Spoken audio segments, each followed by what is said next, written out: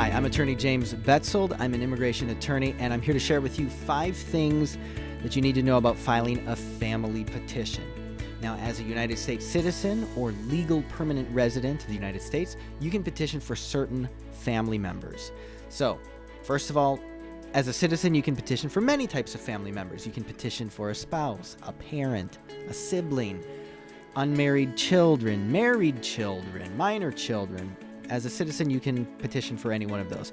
Now, as a legal permanent resident of the United States, you can petition for your spouse and minor children and your 21-year or older sons and daughters who are not married.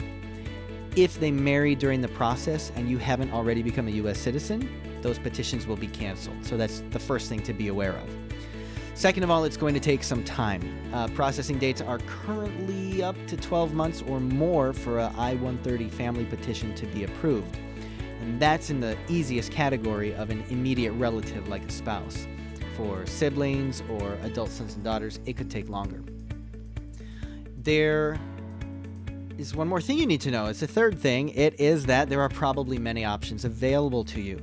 Not every case is the same, so make sure you speak with a qualified immigration attorney. But think of it like this. Because processing times are so long, what we're recommending to a lot of our clients is if their spouse is overseas and not able to be here right now and they want to bring them as soon as possible, then we will do something called a fiancé petition, which will help their spouse or fiancé enter the United States so they can physically be here while waiting for the I-130 family petition to be approved, because those are taking so long. So for many people, that's a good course to take. The next thing is the internet is not always up to date on these things. So you may be reading in forums or when you're doing your research, looking online for the best strategy for you in your particular situation. Beware. Laws change, procedures change, the president changes their mind on things, and it affects everything. So make sure, again, that you follow your attorney's advice and information from primary sources. Usually the best places are government websites, or if you can, again, schedule a consultation with an attorney. And the fifth thing, you're going to need a financial sponsor at some point. Now, the government's become very strict about becoming a public charge in the United States.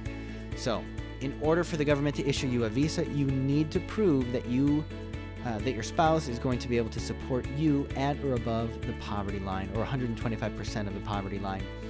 If you're using a co-sponsor, you need to be extra careful these days and provide extra documentation that the sponsor really knows and the co-sponsor really knows what they're getting into when they're promising to support you.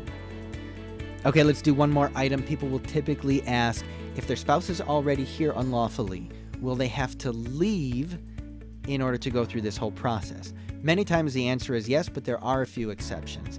If you have someone who entered the U.S. legally and they overstayed, they may be able to stay here and get their green card without leaving.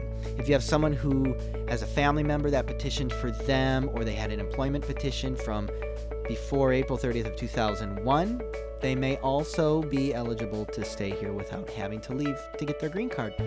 So those are the 5 or 6 things you should know when petitioning for a family member. I'm attorney James Betzold. You can find more information about me at www.betzoldlaw.com. That's BETZOLDLAW.